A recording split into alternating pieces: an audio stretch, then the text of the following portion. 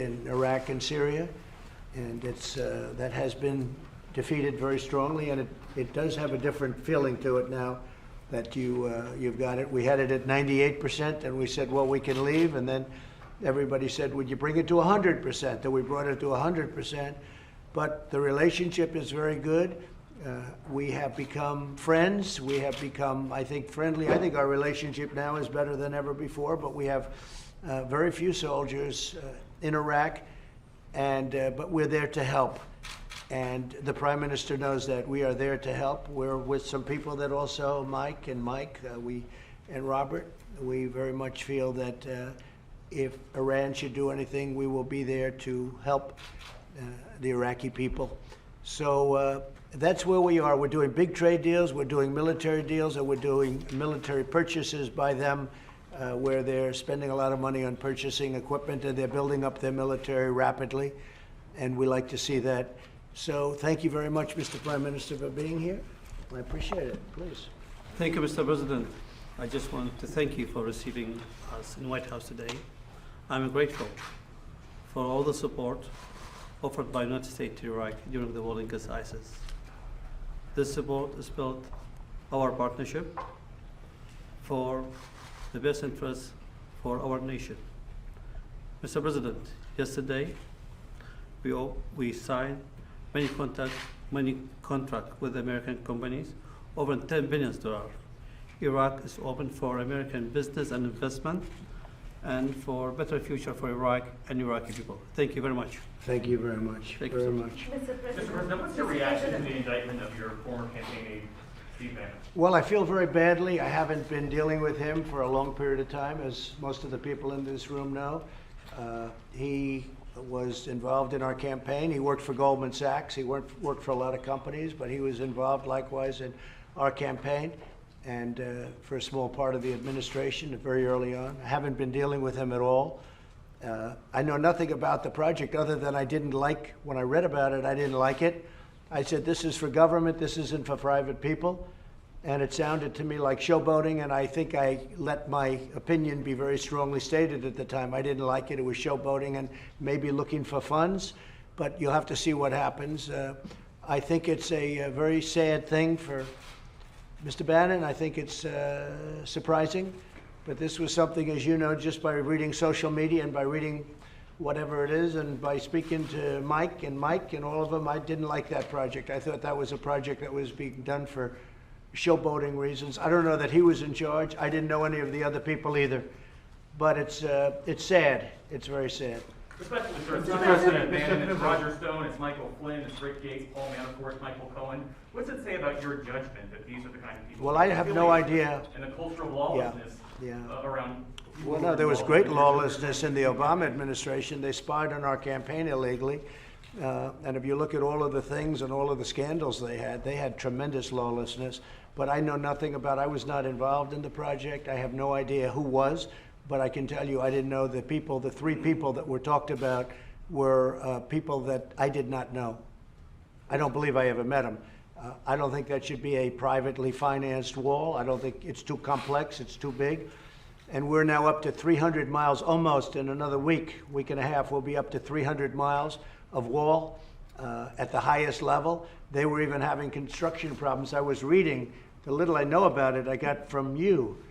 I was reading where they were having construction problems with the wall, that they had a small area just to show people that they could build a wall, and they were having a lot of problems where it was toppling over and other things.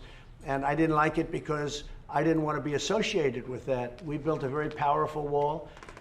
It was a wall that is virtually impossible to get through. It's very, very tough. It's very strong, and it's everything the Border Patrol wanted. And I didn't want to have a wall that was going to be an inferior wall, and I felt this was going to be an inferior wall. So I didn't know that. I didn't know about Bannon's involvement, but I didn't know the other people. But I do think it's a sad event. And again, Steve has had a great career at Goldman Sachs. He's had a career with a lot of other people. I haven't dealt with him at all over years now, literally years. And I guess this was a project he was involved in, but it was something that, in fact, you can see I made statements about it a long time ago. It was something that I very much felt was inappropriate to be doing. Okay. Mr. President, how do you Please, see, go ahead. Mr. President? Yes, go ahead, please. No, go ahead, please.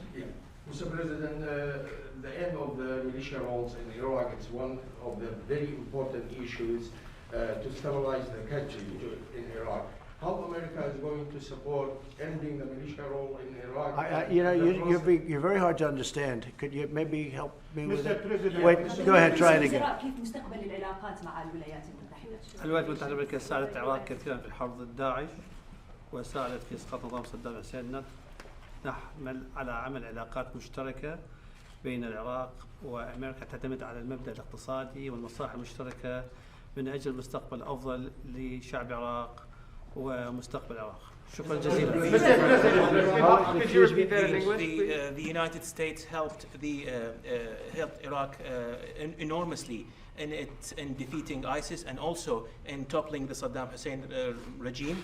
We are working on building a strong relationship that is based on joint interest between Iraq and the United States, that is based on economic interest for the better future of the Iraqi people and the United States people. When we came into office, ISIS was running rampant all over Iraq and Syria, and we knocked out the 100% of the ISIS caliphate. But the Obama administration did a very, very poor job. They were running rampant all over, and we came in and we did a real job, and we got rid of that, and that was a good thing. And now we're working with Iraq. They use the great American dollar, which is the most powerful currency in the world, and they're starting to do well, and we are with them. And this gentleman in particular, we've developed a very good relationship, and hopefully it's going to be very strong for your country. Mr. President. Thank you, Mr. President. There have been 32 attacks. There have been 32 attacks in the last 10 months on U.S. interest in Iraq, particularly in the Green Zone and U.S. military bases. How are you going to help Iraq to halt these attacks by pro-Iranian militia and to hold these people accountable? And sir, if I may also, there was some reporting that the U.S. troops will withdraw from Iraq totally in 3 years. Is this true? So at some point, we obviously will be gone. We've brought it down to a very, very low level. We deal when there are attacks. We take care of those attacks, and we take care of them very easily.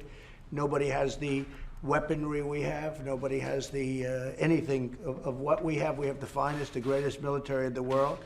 When somebody hits us, we hit back harder than they hit us. So we handle it. In addition to that, Iraq has been very helpful where necessary. But we have been taking our troops out of Iraq fairly rapidly, and we look forward to the day when we don't have to be there, and hopefully Iraq can live their own lives and they can defend themselves, which they've been doing long before we got involved. Yes, please. Mr. President, how do you see the role of the Kurds in Iraq? About the bounties. You say you hit back hard, but we haven't seen any definitive strike back for bounties upon Americans. Well, you don't know about the bounties. I mean, you're telling me if you know something, you could let us know, but you obviously don't know very much about it. But if we found out that would be true, if we found that would be a very, it would be a fact, what you just said, we would hit them so hard your head would spin. Go ahead. Mr. President, how do you see the role of the Kurds in Iraq? And how is important relationship between Baghdad and Erbil? Well, the Kurds helped us greatly in defeating the, as you know, the ISIS and getting the ISIS, 100% of the ISIS caliphate. So we have a very good relationship with the Kurds, and we've also treated them very well. Mr. President, Yes, please. Yeah. The end of the militia roles in Iraq is very important to stabilize the country. How America can help ending the militia roles, and how can help Iraq in the democracy process? Well, what we're doing is we're helping where we can. But again, that's a country, that's a separate country. They have a prime minister and they have people in office and they have to run their country. We've been in Iraq for a long time. I won't say whether or not I said we should be there, but frankly, I didn't think it was a good idea, but I was a civilian, so who's going to listen to me?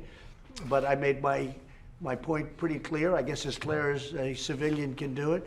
But we were there, and now we're getting out. We'll be leaving shortly, and the relationship is very good. We're making very big oil deals. Our oil companies are making massive deals, and that's basically the story. I mean, we're very very happy with the relationship that we've developed over the last couple of years. I thought before that, frankly, the United States was being taken advantage of, but we're going to be leaving, and hopefully we're going to be leaving a country that can defend itself. Mr. President, on the troops, Mr. President. In the United States, there were airstrikes on northern Iraq and Kurdistan region, killing 1 civilian.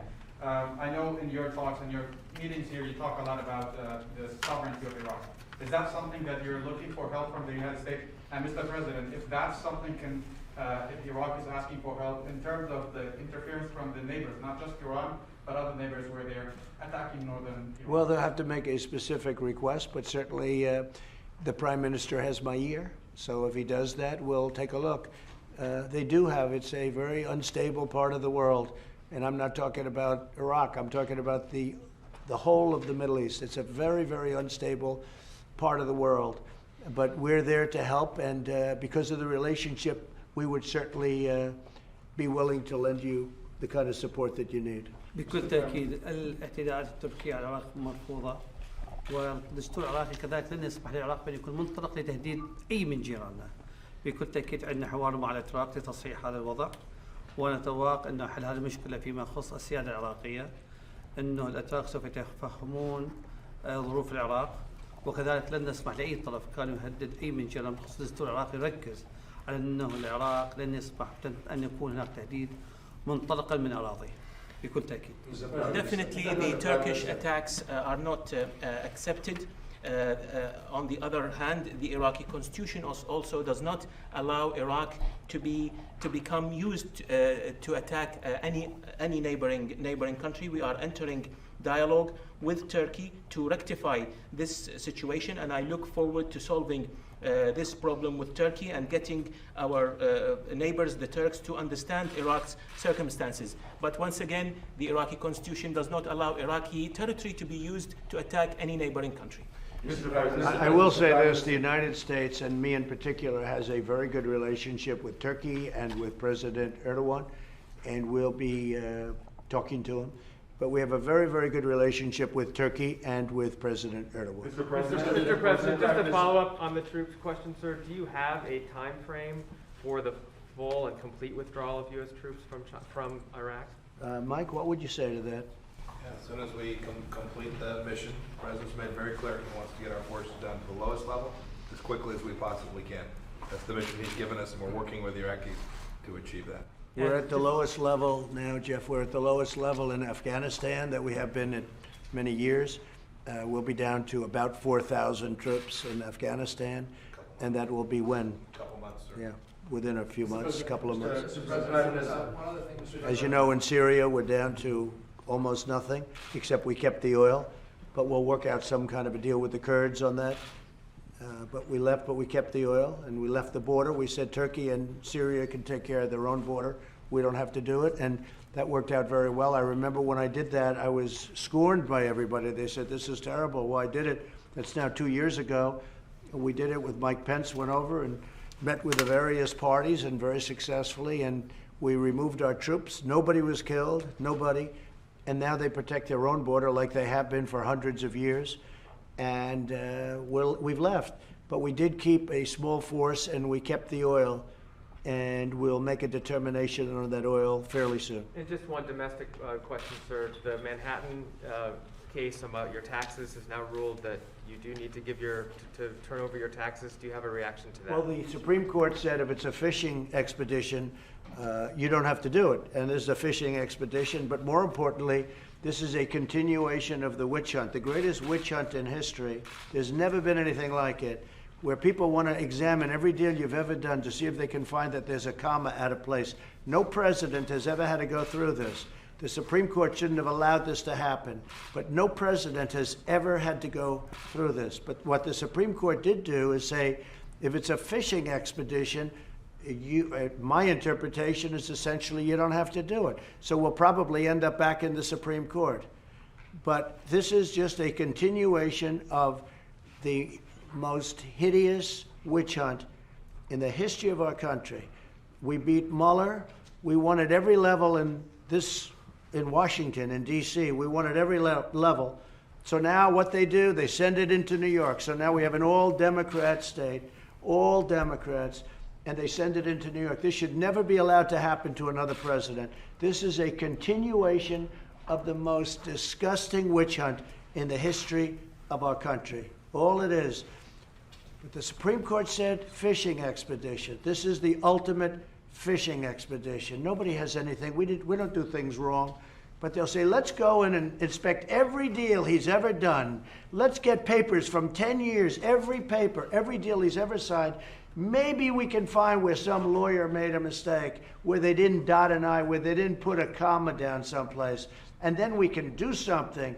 This is a disgrace, and this should never, ever be allowed to happen again. Mr. Right? President, Thank you very much. Mr. President, on Navalny, the Russian opposition leader who was hospitalized and I think he was poisoned, is that the U.S. government's determination that We haven't seen it yet. We're looking at it, and Mike's going to be reporting to me soon.